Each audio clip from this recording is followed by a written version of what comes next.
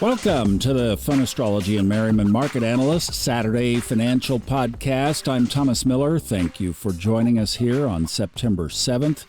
This is the free weekly newsletter that's published every weekend on MMAcycles.com by financial analyst and astrologer Ray Merriman. And let's dig in. What a close to the week we had on Friday, market-wise. And to that end, an article from CNBC.com on Friday. The U.S. economy created slightly fewer jobs than expected in August, reflecting a slowing labor market, while also clearing the way for the Federal Reserve to lower interest rates later this month. Non-farm payrolls expanded by 142,000 during the month, down from 89,000 in July and below the 161,000 consensus forecast from Dow Jones. At the same time, the unemployment rate ticked down to 4.2%, as expected. And this from Wednesday's FoxBusiness.com. The number of job openings in the U.S. fell more than expected in July, tumbling to the lowest level in more than 3 years and representing the latest evidence that the labor market is cooling. Now, Ray's commentary for this week, he says last week was a prime example of why Uranus is known as the disruptor. Uranus turned retrograde as the week began, and immediately global stock indices started giving back much of their gains made during August 5th through 28th when Mercury retrograde, the trickster, was in force. The Dow Jones Industrial Average, for example, posted a record high on Friday, August 30th. Then, every day last week, the index declined to consecutively lower daily lows. That was the pattern for most global indices, except for China, where last week's decline was more intense. The Shanghai Composite fell to its lowest level in over 6 months on Friday. So far, all other markets are in a correction mode, which means, for the moment, the recent bullish signals of August are still intact. In other markets, gold made an attempt at an all-time high on Friday, but succumbed to selling pressure by the end of the day. Silver also performed poorly on Friday, sliding to 28.01, its lowest mark in 3 weeks, right in line with MMA silver analyst Puyan Zalfagarnia's call in the MMA weekly reports over the past several weeks. Crude oil, however, can't seem to find a break, as it dropped to its lowest mark since June 2023. Bitcoin also struggled, but, like stocks, is still trading above its low of August 5th. In fact, it may be forming what chartists call an inverted head and shoulders pattern. If the neckline of 62 to 64,000 can be exceeded, it might signal the end of the 24-month cycle low we have been looking for. Now, the short-term geocosmics, a quote from Alexander Solzhenitsyn, as seen on X, posted on September 4th by Culture Critic. Quoting, "Human beings are born with different capacities. If they are free, they are not equal. If they are equal, they are not free." And this is a quote from Dr. Glenn Perry from an article entitled From Ancient to Postmodern Astrology, published on September 6th in academia.edu.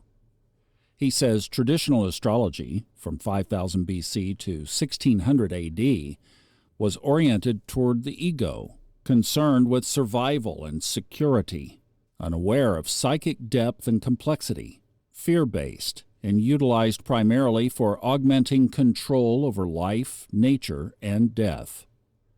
Conversely, during the modern era, there has been a gradual shift toward a more psychologically based astrology, with a focus on character delineation, intra-psychic processes, personal development, healing, self-actualization, and ego transcendence." End quote.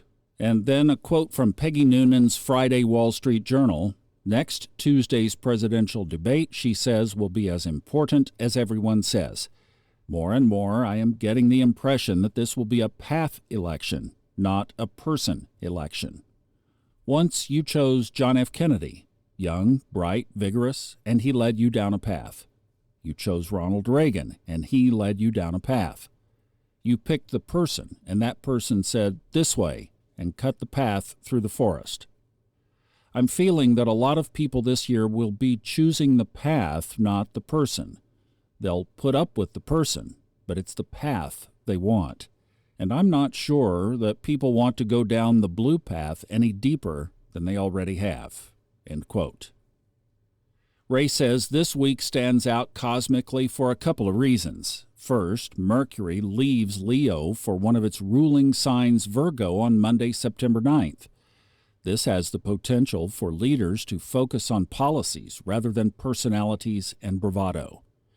It will sharpen the focus on details as opposed to broad, general, feel-good platitudes about the future, about one's capacity to change things for the better without providing the details.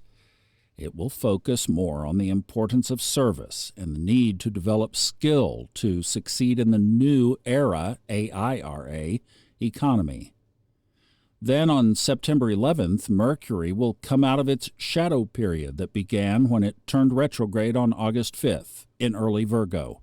You might remember that as the time when the stock markets of the world ended their mini panic and started a robust 10-day rally. Revisiting that same degree when the retrograde began, thus exiting the shadow, has the possibility of reversing this current secondary pullback. As long as equity markets hold well above the August 5th low, corrective pullbacks after a primary or 50-week cycle bottom can be favorable times to buy. Another interesting cosmic change underway is Mars entering Cancer, which began last week on September 4th.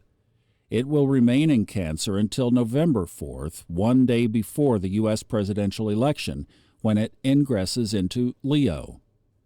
In modern astrology, which is based on humanistic psychological principles, Mars in Cancer signifies an independent-dependent psychological dilemma, such as, I want to do my own thing, but I need you. Mars is feisty, assertive, even aggressive, and competitive, if not downright combative. It wants to win, be first, often, at any cost.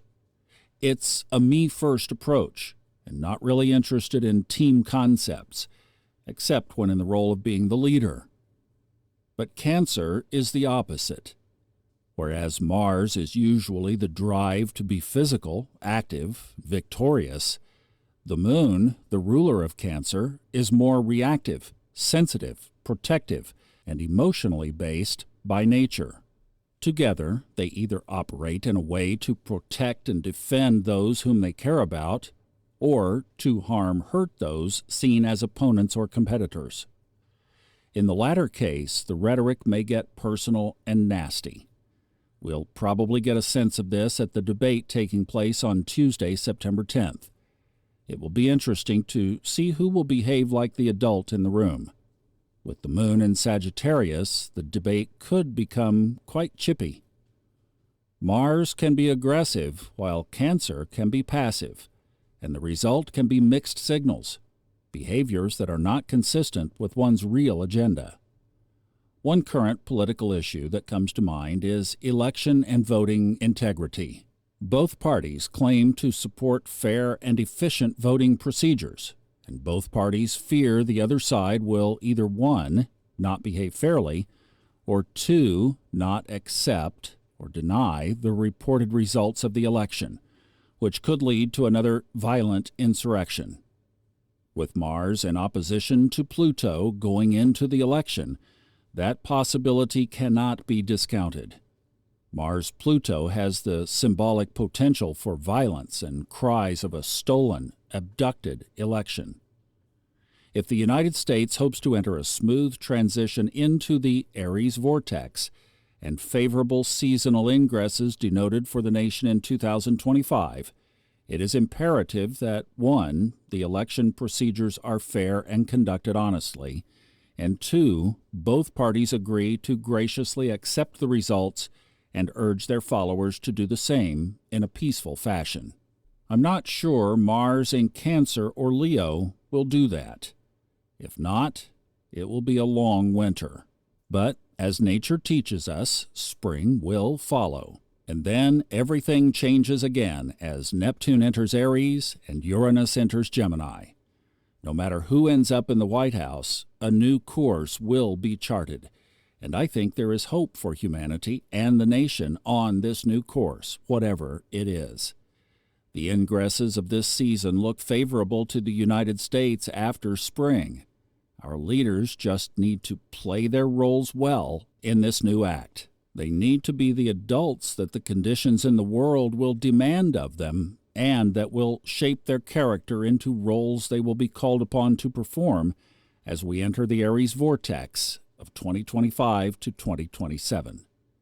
It's either Renaissance or war, and possibly both, depending not only on the character of the United States president, but that of the other world leaders as well.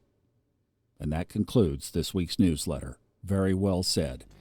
And quite a week ahead, and we'll be covering it all on the Fun Astrology podcast. We will see you back here on Monday for that all week.